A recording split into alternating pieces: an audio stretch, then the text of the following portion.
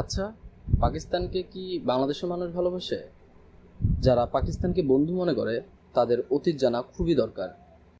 চলুন বেশি দেরি না করে শুরু করা যাক আজকের ভিডিও।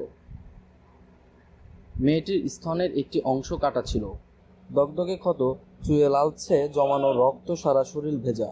মাটির ঢিবির পদদেশে মেয়েটির চোখ বাঁধা ক্ষত বিক্ষত লাশ পড়েছিল। মেয়েটির মুখ ও নাকের কোনো আকৃতি নেই। নরপিচাসেরা অস্ত্র দিয়ে তা কেটে খামচিয়ে তুলে নিয়েছিল। মেয়েটিকে জানেন? সাংবাদিক সেলিনা পারভিন।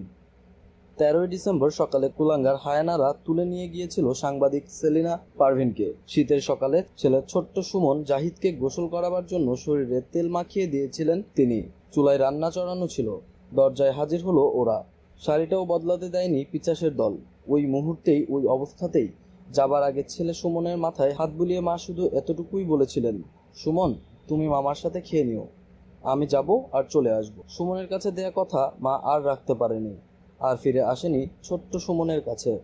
এখনো হয়তো সুমন তার মায়ের অপেক্ষাতেই আছে।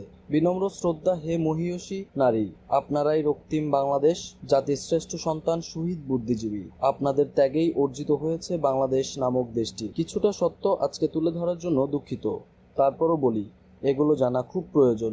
ইতিহাস আমাদের অতীতের অংশ।